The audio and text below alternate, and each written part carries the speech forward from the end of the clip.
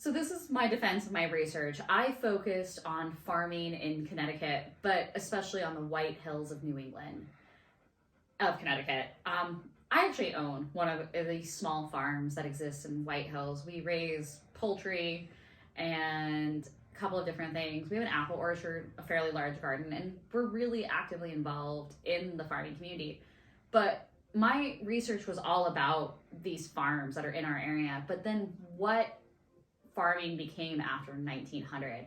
The evolution of railroad cars that were refrigerated really changed the landscape here because it ensured that farmers could send their product across the country. And that was a big game changer for them because they were able to utilize the land, the very rocky New England land, and turn it into something that could be utilized fully because they were able to send it all over the place. The 19th century also saw a change in agrotourism. And that was a huge focus for me with this particular research because agrotourism is what's keeping our area and a lot of other areas in New England, especially Connecticut, alive. Wineries, haunted attractions, distilleries, breweries, cider mills, all of those components have become part of agrotourism, encouraging visitors from outlying areas to come into the area, to spend money, to spend a day, to pick their own pumpkins, to grab a tree at Christmas, to go get some apples from a tree or snack some blueberries off their bush. It is encouraging that concept as part of the reality in this area in order to keep it alive.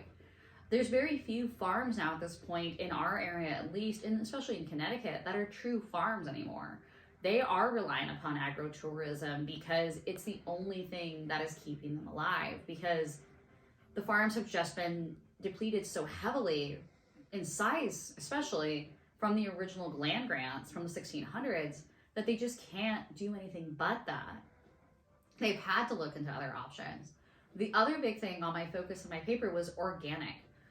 Connecticut has really embraced the organic work, and that is something that was really important to them. Organic farming is a major part of this area because the University of Connecticut did a ton of studies. They completely turned their entire agricultural section into organic. And that has become the emphasis in Connecticut because once again, it utilizes smaller plots of land for a more profitable crop. And that was the only way for Connecticut farming to stay alive during the 20th century is adaptation, embracing the change, embracing this idea because these farms are no longer 1,000 acres.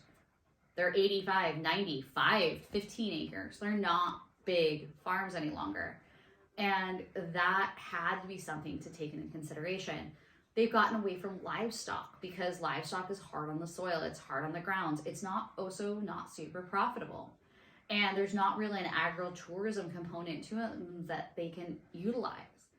It's been much easier to turn once farmland, pasture land for sheep, goats, and cattle into walking paths for tourists to go do a haunted trail like at Fairview Farm.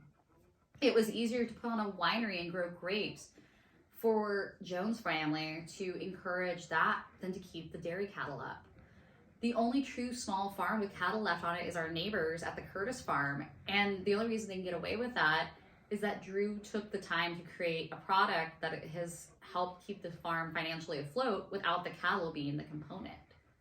So this is something I really want to emphasize is this idea that farming in Connecticut has changed and the change that's happened is a good thing. But it's also different than what the Puritan settlers thought they were going to have in the 1600s. So I hope you enjoyed my research and my paper and this video on something I'm genuinely passionate about, which is farming in Connecticut and the history of it.